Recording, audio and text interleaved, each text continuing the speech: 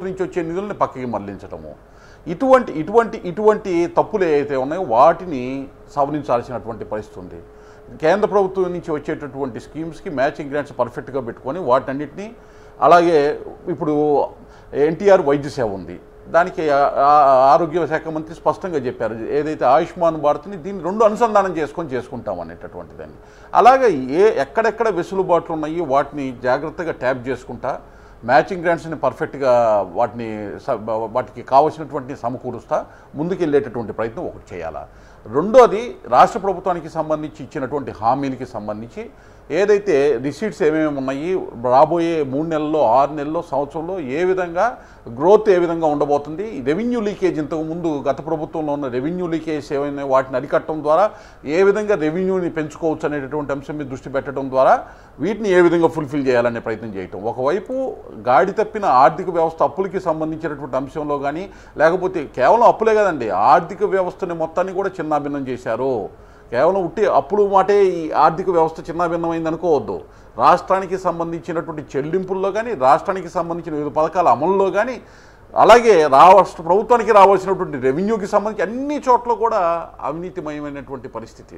అందువల్లే ఇంత విధ్వంసం అయ్యి దీని లెక్కల్ని బయటికి తీయాలన్నా కూడా కొంత ఆలస్యం అయ్యేటటువంటి పరిస్థితి వాళ్ళకి కనపడతా ఉంది. వీటన్నిటిని చక్కబెట్టుకుంటూ ఏ విధంగా వ్యవహరించాలి. అదేవిధంగా ఒక విషయంలో చాలా స్పష్టత ఉండాలి.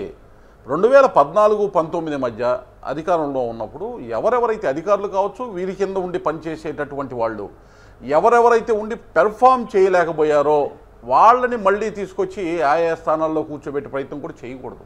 అది కూడా చాలా కీలకంగా చూసుకోవాల్సినటువంటి పరిస్థితి ఉంది. ఎందుకంటే ఎక్కడైతే పార్టీ అనేటటువంటిది రాగానే గౌరవించాలి, పలానా వ్యక్తిని గౌరవించాలి, పలానా వ్యక్తికి ఏదో ఒకటి ఇవ్వాలనేటటువంటి దాన్ని కూడా దాటుకొని ఆలోచించాల్సినటువంటి పరిస్థితి ఈరోజు ఉన్న ప్రభుత్వం మీద ఉంది. ఎందుకంటే అంత భయంకరమైనటువంటి విధ్వంసాన్ని 1924 మధ్య జరిగింది. దాన్ని చక్కబెట్టాలంటే సంస్కరణలు కేవలం ఆర్థిక పరమైనటువంటి అంశాల్లోనే కాదు, పాలనాపరమైన అంశాల్లో, నిర్ణయాల్లో, అదేవిధంగా ఎటువంటి వ్యక్తుల్ని ఏ స్థానాల్లో కూర్చోబెట్టాలనే సంస్కరణలు కూడా అవసరమైనటువంటి పరిస్థితి ఈరోజు రాష్ట్రంలో ఉంది. వీటన్నిటిని తీసుకున్న తర్వాత అప్పు గురించి మాట్లాడినట్టయితే అప్పు చేయక తప్పని పరిస్థితి ఉందా? తప్పేమి లేదు. అప్పు చేయకుండా ఏ ప్రభుత్వాలు కూడా ఉండవు. దానికి రూల్స్ అండ్ రెగ్యులేషన్స్ ఉన్నాయి. ఆ రూల్స్ అండ్ రెగ్యులేషన్స్లో అప్పుని తిరిగి కట్టడానికి వీలైనటువంటి విధంగా ఆ యొక్క అప్పుని వినియోగించగలిగితే తప్పనిసరిగా ఆ అప్పు ముప్పు కాకుండా ఉంటుంది భవిష్యత్తుకి.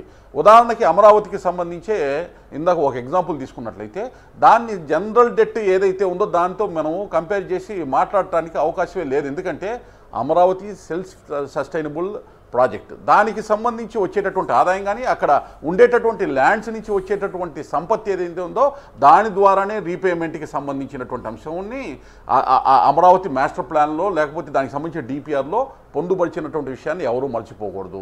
కాబట్టి దాన్ని ఏ విధంగా వినియోగించుకోవాలి, ఏ శాఖల ద్వారా ఈ యొక్క రుణం ఏదైతే ఉందో మల్టీలేటరల్ ఏజెన్సీ నుంచి వచ్చే వాటిని ఏ శాఖల ద్వారా కేంద్ర ప్రభుత్వానికి సంబంధించినటువంటి నిధులను అనుసంధానం చేస్తూ రాష్ట్ర ప్రభుత్వ శాఖల నుంచి నిధుల్ని, ప్రైవేట్ పార్టిసిపేషన్ని కనుక మనం కరెక్ట్గా ప్లాన్ చేయగలిగితే ఆ 15,000 కోట్లతో 60,000 నుంచి 70,000 కోట్ల రూపాయల సంపత్తిని ఒక్క అమరావతిలో సృష్టించేటటువంటి అవకాశం. ప్లానింగ్ ఇదంతా ఇది ఫైనాన్షియల్ ప్లానింగ్లో ఉండేటటువంటి భాగం. అందులో చంద్రబాబు నాయుడు గారు దిట్ట, అందులో ఎటువంటి అనుమానమే లేదు దాన్ని ఏ విధంగా చేయాలని. అయితే ఇందాక సంపద సృష్టించిన తర్వాత కదా మనకు ఆదాయం వచ్చేటటువంటి మాట కూడా మీరు మాట్లాడారు. కానీ ఇక్కడ ఒక అంశాన్ని దృష్టిలో పెట్టుకోవాలి.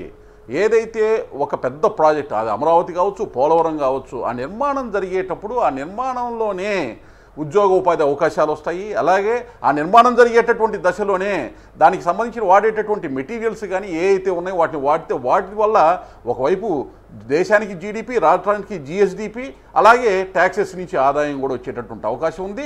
అలాగే ఆయా ప్రాంతాల్లో ఎక్కడైతే ఈ యాక్టివిటీ నడుస్తుందో ఆ చుట్టుపక్కల ప్రాంతాల్లో ఉండే ప్రజలకు కూడా వాళ్ళకు కూడా పరోక్షంగా దీని ద్వారా వాళ్ళకి ఉపాధి, ఉద్యోగ అవకాశాలు వచ్చేటటువంటి అవకాశం కూడా ఉంటుంది. కాబట్టి ప్రాజెక్ట్ స్టార్ట్ అయినప్పటి నుంచే కొంత బెనిఫిట్ ఏదైతే ఉందో అది డెరైవ్ అయ్యేటువంటి అవకాశం ఉంది. అది పూర్తి అయిన తర్వాత ఉద్యోగ ఉపాధి అవకాశాలు ఎవరెవరైతే కావాలో అక్కడ అవకాశాలు వస్తాయి. ఆ తర్వాత ఆ ఉద్యోగ ఉపాధి అవకాశాలతోటి ముందుకు వెళ్ళేటటువంటి క్రమంలో ఓవర్ ఏ పీరియడ్ అది పెద్ద ఒక వెల్త్ క్రియేటెడ్ ప్రాజెక్ట్ గా. కాబట్టి